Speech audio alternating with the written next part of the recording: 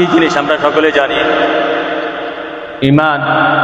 আমি অনেকবার শতবার হাজার বার পান করেছি, ঈমান শব্দের অর্থ বিশ্বাস নয়, ঈমান শব্দের অর্থ ইয়াকিন নয়, ঈমান শব্দের অর্থ প্রত্যয় নয়, বিশ্বাস নয়।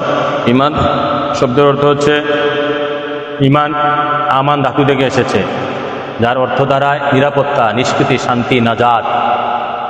ঈমান শব্দের অর্থ, ঈমান আমান ধাতু থেকে এসেছে, আমান শব্দের অর্থ নিরাপত্তা, নিষ্কৃতি, নাজাত, শান্তি, মুক্তি, পরিত্রাণ। আর যিনি ঈমান তিনি স্বয়ং হচ্ছে মুক্তিদাতা। ঈমান শব্দের অর্থ হচ্ছে মুক্তিদাতা, আশ্রয়দাতা, শান্তিদাতা, নাজাতদাতা, নিরাপত্তা দাতা। নিরাপত্তা ঈমান শব্দের বাংলা অর্থ। তো ঈমান শব্দের বাংলা অর্থ আমরা পাইলাম, ব্যাখ্যা বিশ্লেষণ সব কিছু করে সংক্ষেপে ঈমান শব্দের বাংলা অর্থ হচ্ছে মুক্তিদাতা, শান্তিদাতা, নাজাতদাতা, পরিত্রাণদাতা, নিরাপত্তা দাতা। যিনি আমাদেরকে মুক্তি দিবেন তিনি স্বয়ং ঈমান। ঈমানটাকে এক কথায় বলতে গেলে তিনি আর কেউ নয়, তিনি আল্লাহর দোস্ত হাবিব, নূরে খোদা, নূরে মুজাসসাম, আকে মাওলা তাজের মদিনা, সাইয়েদনা মুহাম্মদ মুস্তাফা আহমদ দুয়া সাল্লাল্লাহু আলাইহি সাল্লাম। তিনি স্বয়ং ঈমান, ঈমানের মূল, তিনি স্বয়ং ঈমান। ঈমান শব্দের অর্থ বিশ্বাস না, এগুলো মনে রাখবা। তো ঈমানের আমরা আলোচনা বিষয়বস্তু হচ্ছে, বিষয়বস্তুর নাম কি? ঈমানের মূল মুহাম্মদ রাসূলুল্লাহ, আল্লাহ না। ঈমানের মূল মুহাম্মদ রাসূলুল্লাহ, আল্লাহ না। এই যে কিতাব প্রায় এটা 8 বছর হয় বের হয়েছে, এটার আগে আরো 4 বছর ছোট আকারে আরেকটা বের করছিলাম, সেইটা এটার ভিতরে ঢুকে গেছি। 12-14 বছর যেটা প্রচার করি, খুব জটিল জিনিস। এখন এটা আমি সংক্ষেপে তোমাদেরকে বোঝানোর জন্য, ঈমানের মূল, ঈমান তো নবী দু জাহান স্বয়ং ঈমান। এখন ঈমানের অনেক শাখা প্রশাখা আছে। ঈমানের মূল মুহাম্মদ রাসূলুল্লাহ, এটা সবাই মানে, আল্লাহ না, সেটা আমি পরিব্যাখ্যা করব। ঈমানের শাখা প্রশাখা দিয়ে বুঝো। ঈমানের শাখা প্রশাখা এই কিতাবে আমরা তুলে ধরছি। ঈমানের শাখা প্রশাখা 70 থেকে 77টা শাখা প্রশাখা বুঝো তো। দেন আল্লাহ মানাও ঈমান, আল্লাহর গুণসমূহ মানাও ঈমান, ফেরেশতা মানাও ঈমান। ঈমানের সর্বনিম্ন শাখা হচ্ছে রাস্তা হাঁটতেছ, রাস্তার মধ্যে একটা ইট পড়ে আছে, বড় ইট, ঠিক আছে? তো অন্যান্য লোক রাস্তা দিয়ে হাঁটতে গেলে ইটটার মধ্যে হোঁচট খাইয়া ব্যথা পাবে, লোক ফসকে যাবে, আঙ্গুল ভেঙে যাবে, তাই না? তুমি যদি আল্লাহ রাসূলের মহব্বতে, রাসূল পাকের মহব্বতে ইটটা দূরে সরাইয়া দাও, ইটটা দূরে সরাইয়া দাও, এইটাও ঈমানের একটা শাখা, সর্বনিম্ন শাখা, সর্বছোট। এইটাও ঈমানের সর্বছোট শাখা।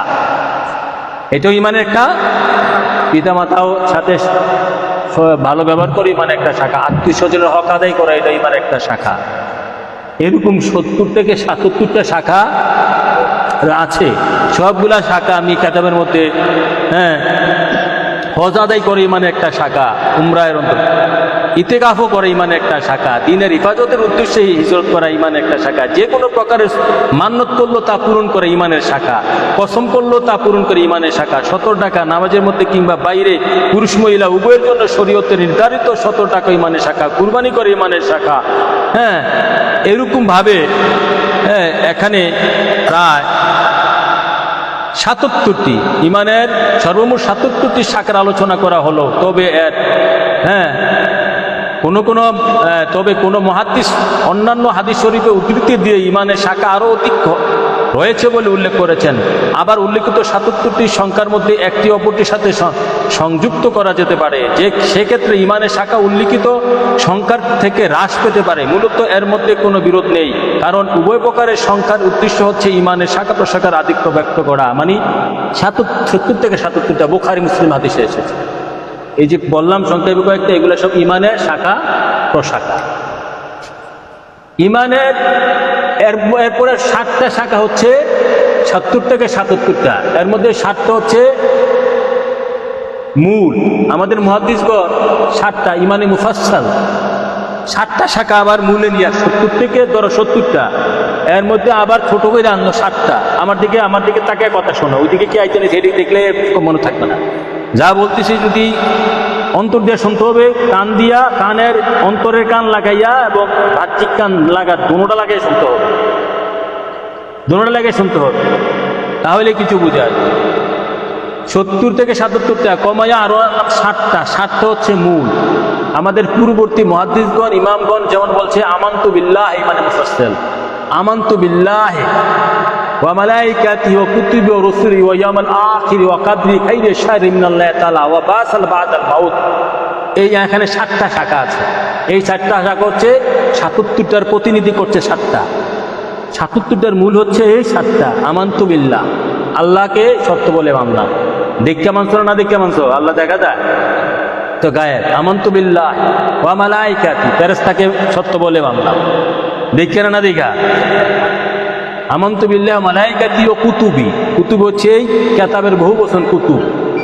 কিতাবের বহু বচন কুতুব মানে কিতাব। এই কিতাব দেখা না দেখা? এইটাও না দেখা। হ্যাঁ ফেস লাগবে। আল্লাহ না দেখা, মালাইকাও না দেখ, ফেরেশতাও না দেখা, এই কিতাব দেখো, এটা কাগজটা দেখো, আর এই সাদা বর্ণগুলা, কালো বর্ণগুলা দেখো, এটার ভিতরে যে জিনিসটা আছে সেটা দেখা যায়। এটার ভিতরে যে ইলম আছে, নূর আছে, সেটা দেখা যায় না। এই যে কালো হর্ষগুলা বর্ণগুলা, এটা মানাই মানে কালো যে বর্ণগুলা আলিফ লাম মিম, এটা মানা এই আলিফ লাম মিম যে লেখলাম, কালো কালি খরচ হইলো, কালি লাগলো, কলম লাগলো, কাগজ লাগলো, ফ্রেশও লাগলো, এগুলো যে লিখলাম এইটাই মানে, কারণ এটা তো দেখা যায়।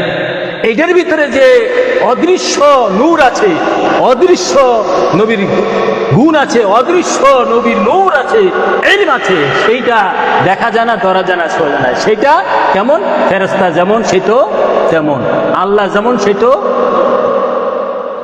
আমানতু বিল্লাহি ওয়া মালাইকাতিহি ওয়া কুতুবিহি ওয়া রুসুলিহি। এখন 4 নম্বরে রসুল। 4 নম্বরে রাসূল শব্দের বহু বচন রসুল, মানে রসুল।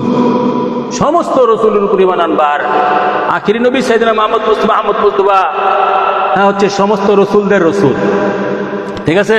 সমস্ত রসুলদের, সব রসুলের প্রতি ঈমান আনবা। 4 নম্বরে গেল ওয়া রসুলিহি।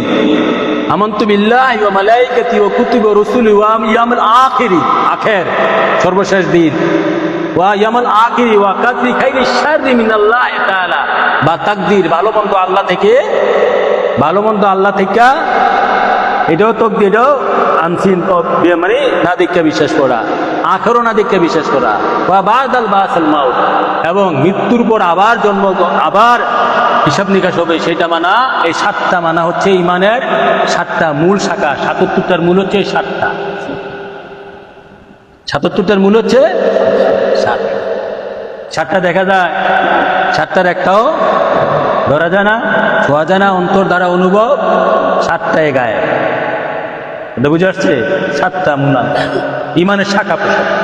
এখন আসো, এই 7টার মূল আবার হচ্ছে কলমায়ে তাইয়্যিবা বা তাওহীদ, লা ইলাহা ইল্লাল্লাহু মুহাম্মাদুর রাসূলুল্লাহ। এই দুইটা নাম হচ্ছে ইমানের মূল শাখায়, কলমায়ে তাইয়্যিব বা কলমায়ে তাওহীদ, ইমানের মূল।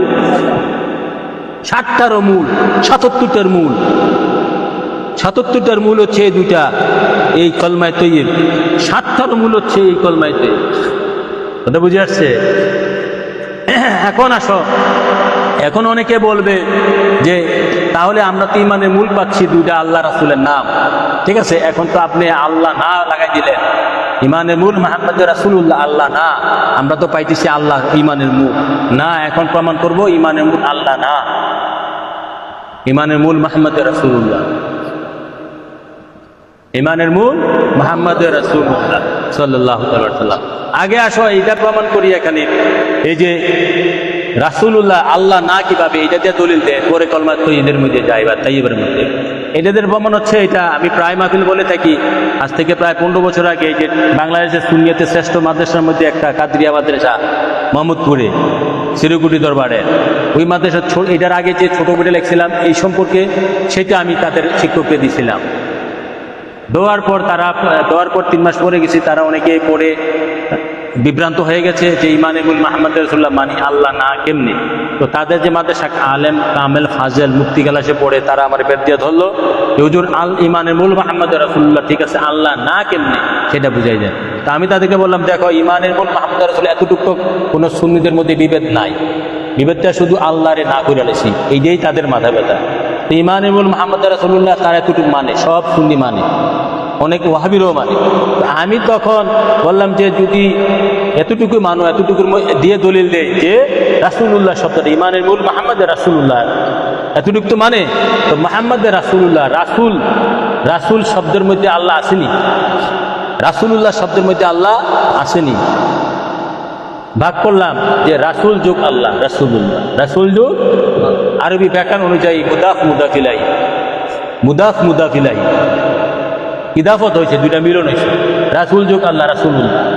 তো রাসূলের মধ্যে যে আল্লাহ আছে সেইটা হচ্ছে আমাদের আসল আল্লাহ, আমাদের খাঁটি আল্লাহ, আমাদের খাঁটি রব। রাসূলের মধ্যে যে আল্লাহ আছে রাসূলুল্লাহ, রাসূলের লোকে যে আল্লাহ মিশে আছে, রাসূলের মধ্যে যে আল্লাহ বর্তমান, রাসূলের সাথে প্রেম করে রাসূলের মধ্যে যে আল্লাহ মওজুদ আছে সেই আল্লাহ হচ্ছে আমাদের আসল, সেইটা হচ্ছে আমাদের খাঁটি আল্লাহ। কথা বুঝে আসছে? আর এখানে যে আল্লাহকে সবাই মোবাইল দয়া করে অফ করে লাও, হ্যাঁ, এই যে আল্লাহরে না করছি আল্লাহ না, এটা আসল আল্লাহ না, এটা হচ্ছে মুদাল্লিল, হ্যাঁ, এটা হচ্ছে পথভ্রষ্টকারী শয়তান, এটা আসল আল্লাহ না। আসল আল্লাহ হচ্ছে মুহাম্মদ রাসূলুল্লাহ সাল্লাল্লাহু আলাইহি সাল্লামের রব, যিনি, তিনি হচ্ছেন আসল আল্লাহ। মুহাম্মদ রাসূলুল্লাহ যাকে আমাদেরকে দেখাই দিবেন এটি আসল আল্লাহ। মুহাম্মদ রাসূলুল্লাহ ভিন্ন আর কেউ আল্লাহ হইতে পারে না। আর আমি এখানে যে আল্লাহকে না করছি এটা মক্রম শয়তান। এইটা যখন বুঝাই দিচ্ছি তাদেরকে, তখন তারা অনেকেই বুঝে হাতে পায়ে চুমু খাইছে, প্রায় 15 বছর আগের কথা। আবার তাদের মধ্যে অনেক আলেম ওলামা আছে, অনেকেই বুঝে না, মানে না। তো এইটা হচ্ছে মুহাম্মদ রাসূলুল্লাহ এইভাবে ইমানের মূল আল্লাহ না। এই গেল এই শব্দ দিয়া দলিল, কিতাবের হেডলাইন দিয়া দলিল। এখন আসো দ্বিতীয় প্রমাণ, কলমায়ে তাওহীদ আমরা পাইছি ইমানের মূল, এই দুইটা নাম আল্লাহ এবং রাসূলের নাম। এটা হচ্ছে কলমায়ে তাওহীদ বলা হয় বা কলমা তাইয়্যিবা বলা হয়, তাইয়্যিবা। এখন এটার মধ্যে আমরা দুইটা নাম পাইতেছি, একটা হচ্ছে লা ইলাহা, আর একটা হচ্ছে লা ইলাহা ইল্লাল্লাহ, আর একটা হচ্ছে মুহাম্মাদুর রাসূল। তো লা ইলাহা ইল্লাল্লাহ ইমানের মূল না। লা ইলাহা ইল্লাল্লাহ যদি কিয়ামত পর্যন্ত পাঠ করো ইমানদার হইতে পারবা না, যতক্ষণ না মুহাম্মদ রাসূলুল্লাহকে অন্তরে ভালোবাসা সহিত গ্রহণ না করবা, ইমানদার হওয়া যাবে না। এইটার বাস্তব প্রমাণ দেখাই, আমার নবী, আপনার নবী, কবুলকারীর নবী, আল্লাহর দোস্ত হাবিব, নূরে খোদা, নূরে মুজাসসাম, আঁখে মাওলা তাজদারে মদিনা, সাইয়েদনা মুহাম্মদ মুস্তাফা আহমদ মুজতবা সাল্লাল্লাহু আলাইহি সাল্লাম আজ থেকে প্রায় 1500 বছর আগে মক্কা মদিনায় ইমানদার মুসলমান বানাইতেন এই কলমায়ে তাওহীদ বা কলমায়ে শাহাদাত দিয়া, কলমায়ে তাওহীদ বা কলমায়ে শাহাদাত দিয়া। এখন কিভাবে ইমানের মূল মুহাম্মদ রাসূলুল্লাহ আল্লাহ না, শুধু লা ইলাহা ইল্লাল্লাহ বলে ইমানদার হবে না। নবী পাক সাল্লাল্লাহু আলাইহি সাল্লাম ইমান প্রচারের পূর্বে যারা কাছে ইমান প্রচার করতেন, দাওয়াত দিতেন, তাদেরকে বলছেন আনা কাইফা ফিকুম, আমি তোমাদের মাঝে কেমন। আগে নবীর পরিচয় হচ্ছে ইমান, নবীকে জানা মানে হচ্ছে ইমান, ইমানের মূল। এখন আসো, এই যে বাস্তব প্র্যাকটিক্যাল প্রমাণ হচ্ছে, কোনো এক হিন্দু, বৌদ্ধ, খ্রিস্টান যদি মুসলমান হইতে চায়, বা নবী তো ইমানদার বানাইছে কলমায়ে তাইয়্যিবা বা কলমায়ে শাহাদাত দিয়া।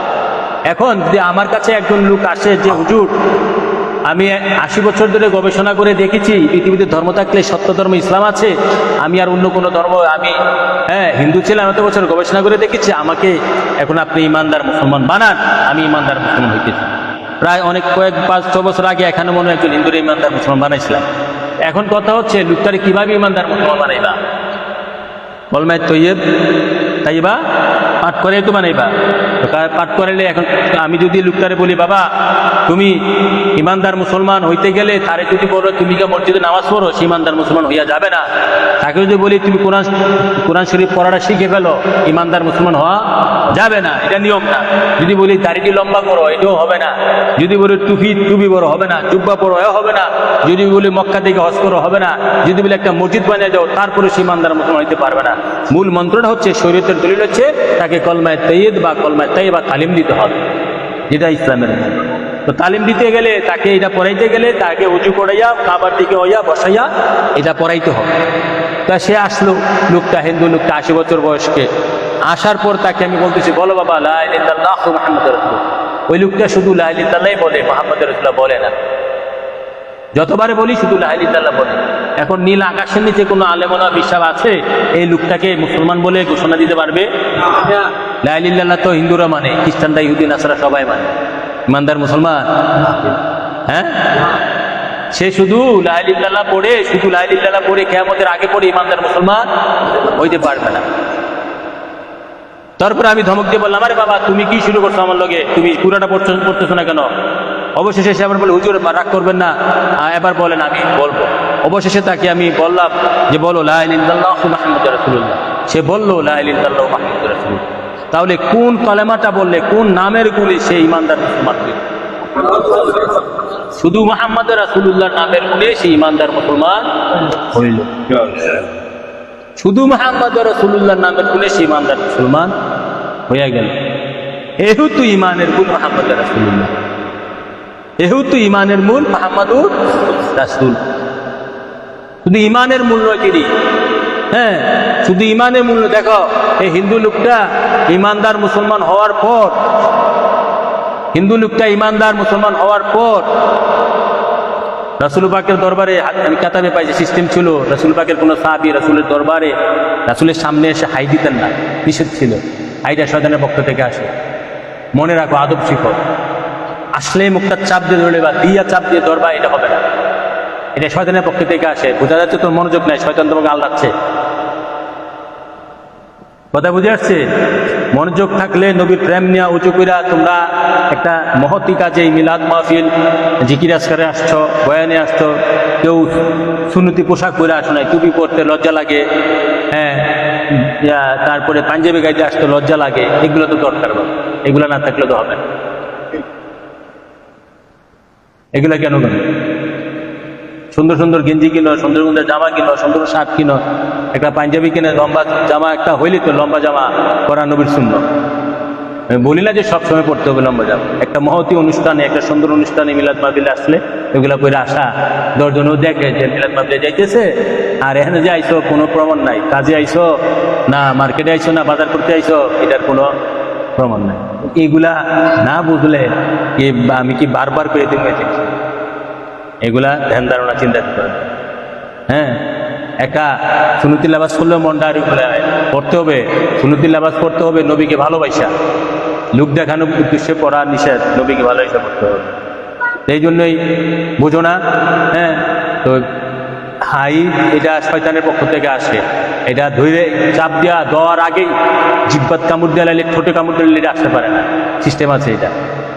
হ্যাঁ, শয়তান চায় আলোচনাকে ভঙ্গ করে দিতে, আমার এগুলা খারাপ লাগে, তারপর আলোচনা করি।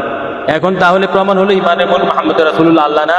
একটা হিন্দু, বৌদ্ধ, খ্রিস্টান, ইহুদি, নাসারাকে মুসলমান বানাইতে গেলে কিয়ামত পর্যন্ত শুধু লা ইলাহা ইল্লাল্লাহ পড়লে, পাঠ করলে ইমানদার মুসলমান হলে গণ্য করবে না। কোনো আলেম ওলামা বিশ্বাস নীল আকাশের নিচে নাই তাকে ইমানদার মুসলমান হিসেবে সাব্যস্ত করতে পারে।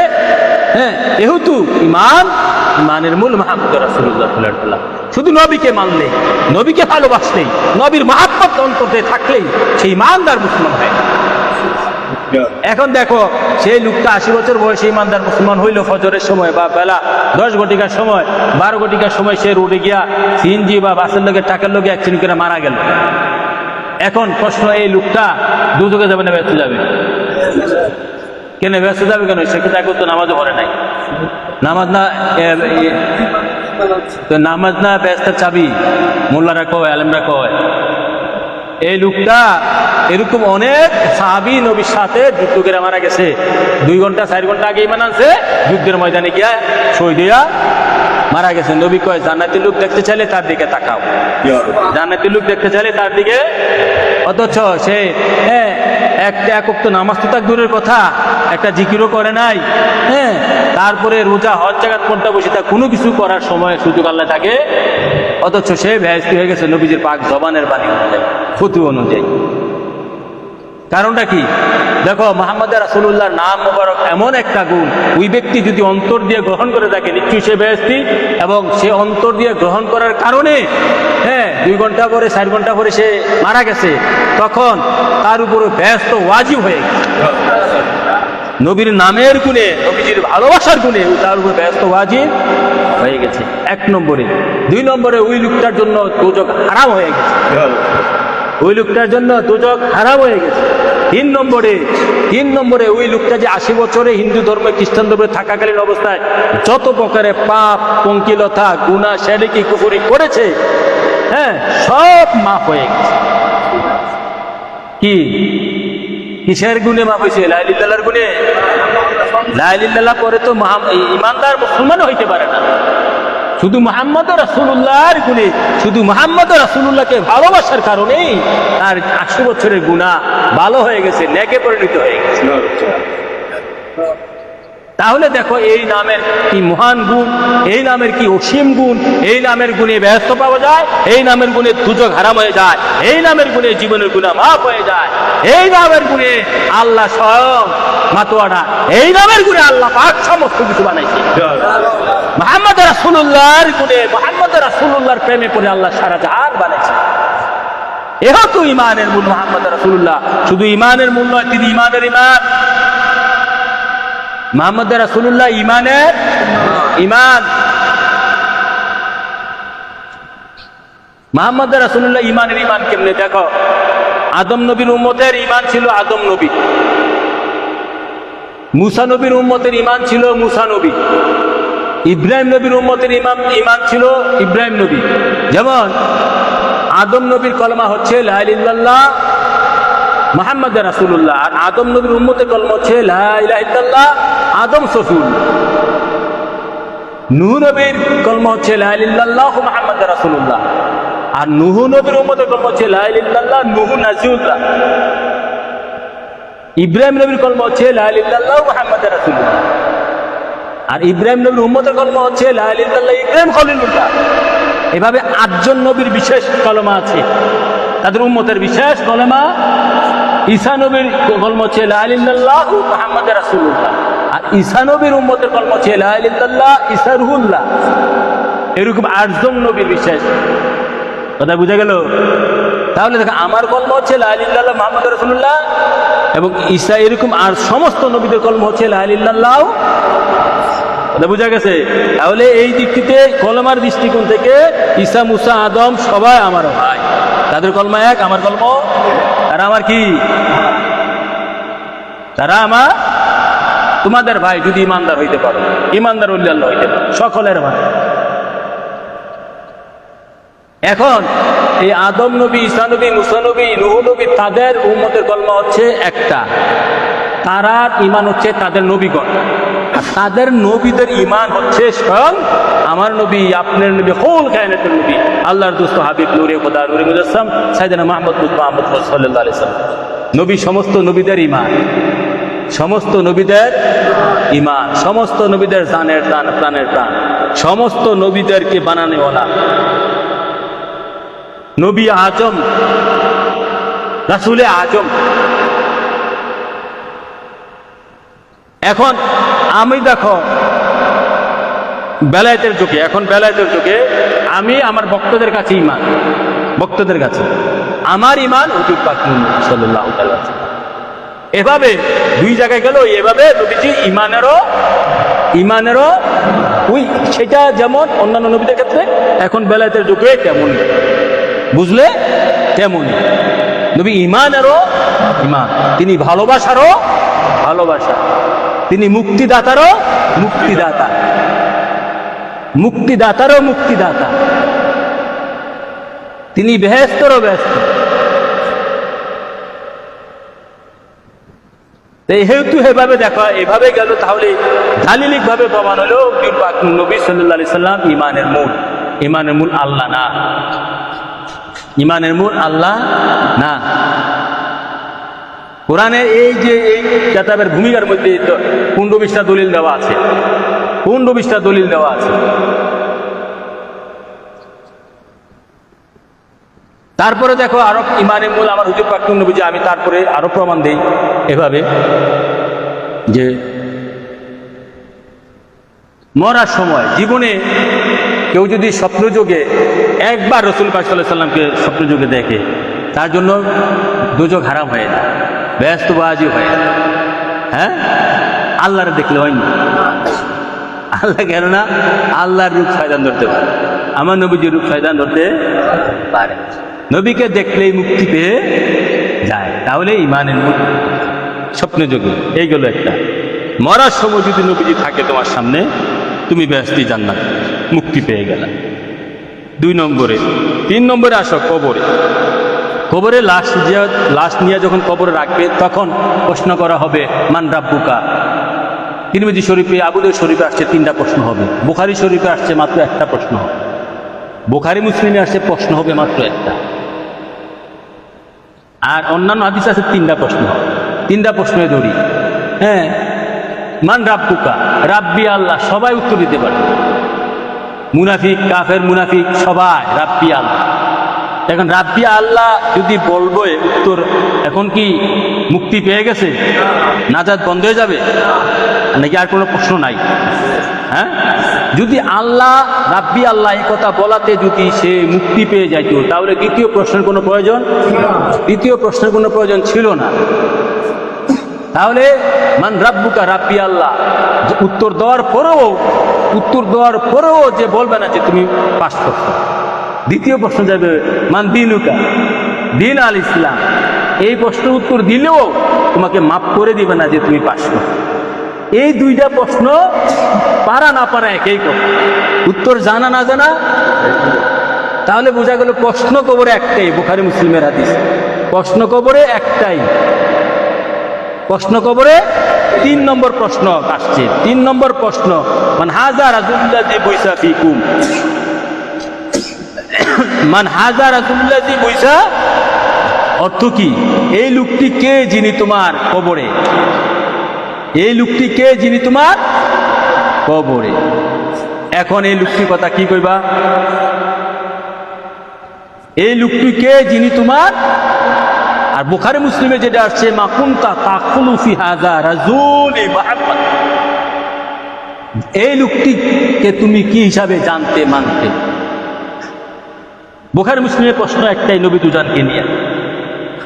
আর অন্যান্য হাদিস গ্রন্থে যে 3টার কথা আসছে সেখানেও ব্যাখ্যা করলে মূল প্রশ্ন একটাই, যেহেতু প্রথম প্রশ্নের উত্তর দ্বিতীয় প্রশ্নের উত্তর দিতে পারলো মুক্তি, যদি মুক্তি হইতো তৃতীয় প্রশ্নের কোনো প্রয়োজন ছিল না, তৃতীয় প্রশ্নের কোনো, এই জন্য মান হাযা রাজুলুল্লাযী বুইসা ফীকুম। আর বুখারীতে আসছে মা কুনতা তাকুলু ফি হাযা রাসূল, এই লোকটি কে, তাকে কি হিসাবে মানতা? মাটির তৈরি হিসেবে মানতা? সাধারণ মানুষ হিসেবে মানতা? বড় ভাই হিসেবে মানতা? আমাদের মতো মানতা?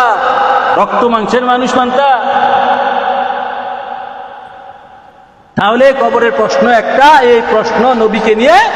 নবীকে যদি চিনো, জানো, মানো, ভালোবাসো, নবী তো তখন বলে দিবে, তোমার অন্তরে নবীর প্রেম থাকলে তুমি অন্তরের প্রেম দিয়ে নবীকে চিনতে পারবা, অন্তরের প্রেম দিয়ে রাসূল পাককে তখন চিনতে পারবা, রাসূল পাকও তোমাকে বুকে টেনে নিবে। আর যদি প্রেম না থাকে, ভালোবাসা না থাকে, বলবা যে লা আদরি, আমি কিছু জানি না, আমি চিনি না। তখনই তোমার জন্য জান্নাত দুজক অবধারিত হয়ে যাবে।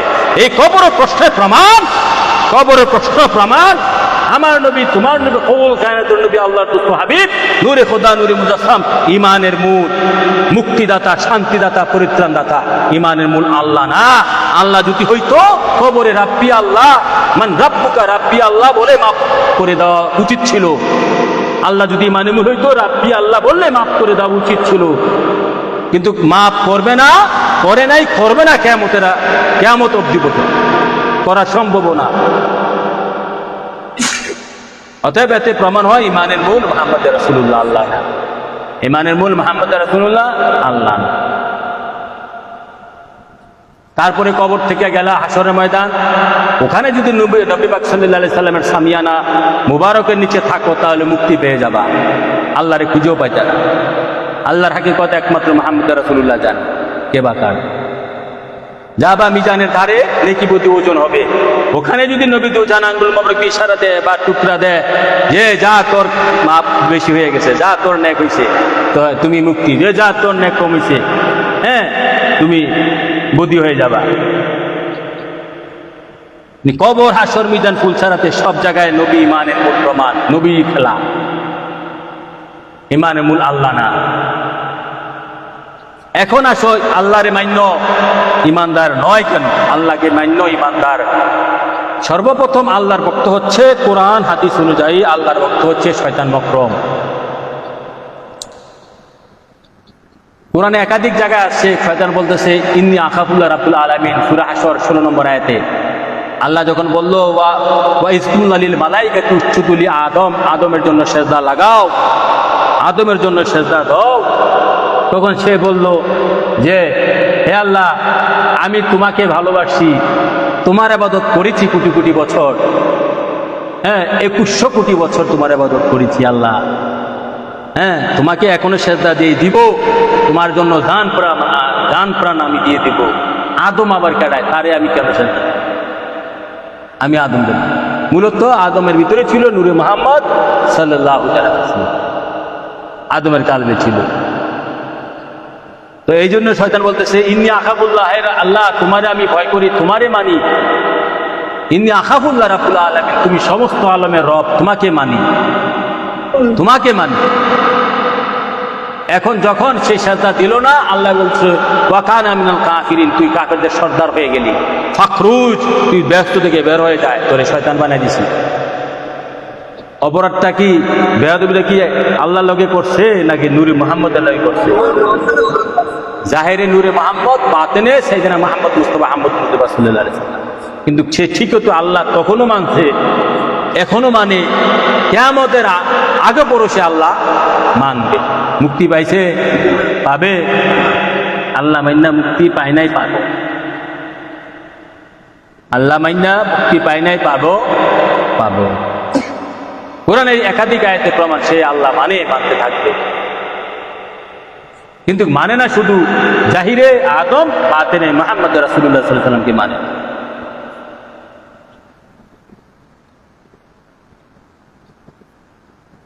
তারপরে এই যে মকরম শয়তান, ইবলিস শয়তানের চেলাপেলা, এরপরে আসো ফেরাউন। ফেরাউন আল্লাহর ইবাদত প্রচুর করছে, আল্লাহরে মানছে, কিন্তু মানে নাই। ফেরাউনের ঈমান ছিল মুসা কালিমুল্লাহ, ফেরাউনের ঈমান ছিল মুসা কালিমুল্লাহ। মুসা নবীকে মানে নাই, সে ধ্বংস হয়ে গেছে।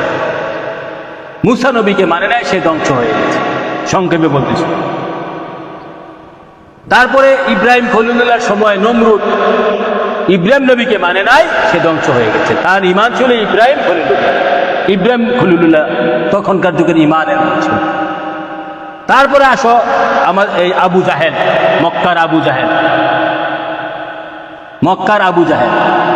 আবু জাহেল আল্লাহ মানত, এক আল্লাহ মানত, এক আল্লাহ তো শয়তান মানে, বহুত্ববাদের ইবাদত করে না, শয়তান এক আল্লাহর ইবাদত করে। আল্লাহ মানত।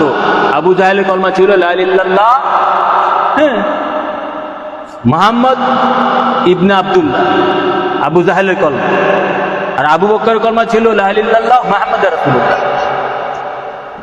লা ইলাহা ইল্লাল্লাহ ঠিক আছে। আবু জাহেল আমার রসুলকে মানত আব্দুল্লাহর বেটা হিসাবে, আমাদের মতন মানুষ হিসাবে। যখন নবীকে তুমি রসুল হিসেবে মানবা, তখন আমাদের মতন মানুষ বলা যাবে না, মাটির তৈরি বলা যাবে না, বড় ভাই বলা যাবে না, মতে বলা যাবে না। তিনি প্রভু, আমি মুদির, তিনি প্রভু, আমি দাস, তিনি সৃষ্টির মূল, আমি তার গোলাম, এইসবে দেখতে হবে। আবু বকর সিদ্দিক যখন নবীকে মুহাম্মদ রাসূল হিসেবে মানছে, তখন আর কখনো মতো বলে নাই, মাটির বলে নাই, হ্যাঁ, আমাদের মতো বলে নাই, মাটির তৈরি বলে নাই, মানুষ বলে নাই, বড় ভাই বলে নাই, এগুলা বলে নাই, যেগুলা যুগে যুগে বলে আসছে। 18 থেকে 19টা আয়াতে যুগে যুগে নবীদেরকে আমাদের মতন মানুষ বলে কাফের মুনাফিকরা তুচ্ছতাচ্ছিল্য করেছে। আমি আমার কিতাবে দেখাইছি, মুহাম্মদ রাসূলুল্লাহ সাল্লাল্লাহু আলাইহি ওয়াসাল্লাম সৃষ্টির কারো মতো নয়, একমাত্র আল্লাহর মতো নয়, এই কিতাবে দেখাইছি। তাহলে আবু জাহেল এক আল্লাহ মানত, মাইন্না ইমানদার মুসলমান হইতে পারে না। আবু বকর সিদ্দিক এক আল্লাহ মানত, তবে অতিরিক্ত গুণ ছিল যেটা, শুধু মুহাম্মদ রাসূলুল্লাহকে মানার কারণে আবু বকর সিদ্দিক সমস্ত সাহাবীদের সর্দার হইছে, সিদ্দিকে আকবর হইছে, সমস্ত সাহাবীদের সর্দার হইছে, সিদ্দিকে আকবর আল্লাহর প্রিয় ভাজন হয়েছে, আমার নবীজির প্রিয় ভাজন হয়েছে, ইমানদার মুসলমান হয়েছে, জান্নাতি হয়েছে, মুক্তিপ্রাপ্ত সাহাবী হয়েছে। এই শুধু মুহাম্মদ রাসূলুল্লাহকে মানার কারণে, ভালোবাসার কারণে। তা আমি সংক্ষেপে বললাম ইমানের মূল মোহাম্মদ রাসূলুল্লাহ, আল্লাহ রাসূল যেন আমাদের সকলকে ইমানের মূল মোহাম্মদ রাসূলুল্লাহ এটা সত্য তথ্য বোঝা মানা এবং কিয়ামত পর্যন্ত যেন এই ইমানি ফতোয়া জারি রাখে আল্লাহ রাসূল সকলে বলে আমিন। আল্লাহ